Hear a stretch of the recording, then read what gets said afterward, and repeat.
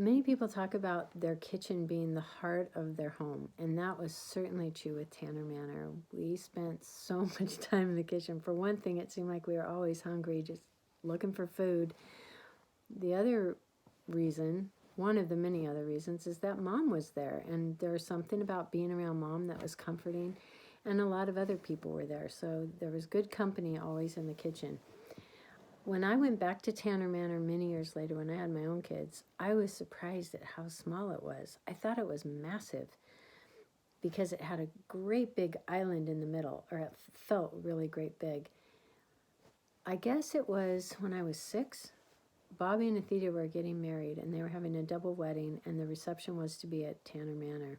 And so there was a little bit of remodeling and a lot of painting that went on for that reception. And I remember that to redo the kitchen, instead of putting in new cabinets and, well, new wood, they sandblasted the wood. I don't know if this was a cheaper solution or what, but I remember going in the kitchen with Brian and there was sand all over. And it was so much fun. We weren't supposed to play in it, but how do you not play in sand that's all over the kitchen? So we'd take our toys and play in the sand. It didn't last a long time because they had to clean it up. But that was a method of remodeling that I've never heard of since. But that's what they did to Tanner Manor's kitchen. Anyway, we spent a lot of time in the kitchen, and I learned a lot of lessons in the kitchen, and I laughed a lot in the kitchen. One of the funniest times in the kitchen was when Bobby came home from France, and she knew French really well. Mark had learned some high school French, and so he stood in the corner and sang what was supposed to be the French national anthem and just threw in all this high school Spanish, all these crazy phrases and words.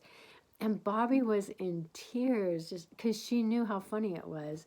So the funniest part was just watching Bobby cry, laughing so hard. Lots of things happened in that kitchen. I remember getting my sex education lesson from my mom as I was stirring the pot. It was a perfect way to teach me about those things. I remember coming home from a road show with a friend. Mike DeQuattro was a friend of my brother's, and he was in a road show. And we came home one night, and I don't know where Scott and Dakin were, but Mike and I put on the entire road show for Mom in the kitchen while she was cooking or doing something late at night.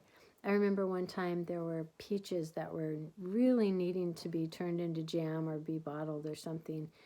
And Mom was so tired. And I said, come on, Mom, let's just do it. Let's just do it. And we stayed up and we took care of those peaches together.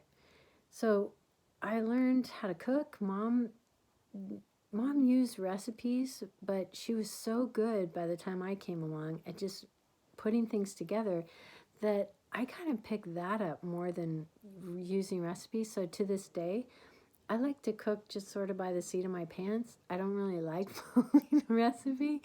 I don't like being tied down to it too much. But I know that things turn out better when you follow a recipe. I just don't like to do it. And I think I got that from Mom. I'm not as good of a cook as my mother was, but I did learn how to improvise a lot just by being around her.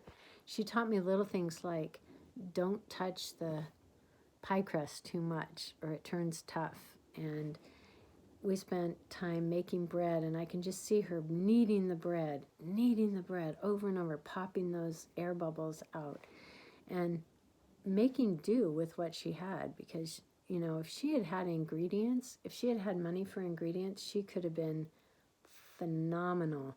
But given what she had, which was very little money, she was so good at cooking. And nutrition was so important to her because she had graduated in nutrition.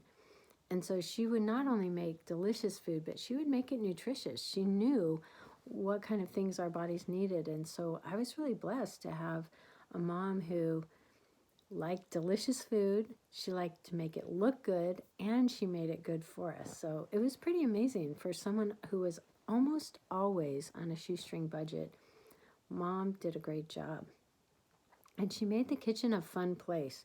She always made it feel like a place where we could bring our friends, and there was always going to be enough for whatever number of people showed up. She loved entertaining, and she would also put people to work. So if you showed up in the kitchen, she would have you peeling carrots or cracking nuts or washing the dishes, and she always kind of felt like she was doing people a favor. Like this, now they feel included, which I'm not sure they always felt, but that's what she thought she was doing for people. So the kitchen was a place of learning, a place of delicious food, a place of a lot of laughter. It was also a place where I'd find Mom when I'd first come home from school. She was usually in the kitchen, and I usually did really well in school, but I do remember one time in 7th grade failing a math test. I don't know what happened. It was just bumping up from 6th grade to 7th grade, and I think I hadn't learned some of the skills, the math skills, to hit that, to bridge.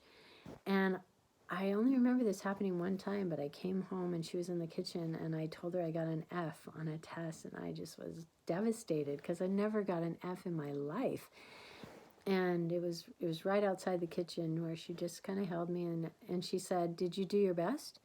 And I said, "Yeah, I mean, that's as good as I could do, as well as I could do on that test." And that was a good lesson too. She just, let it go from there. She just let me move forward, knowing that I had done the best I could. So the kitchen ended up being kind of a sacred place because it was so full of family love and memories, and it was a safe place, and it was a delicious place, and it was a welcoming place.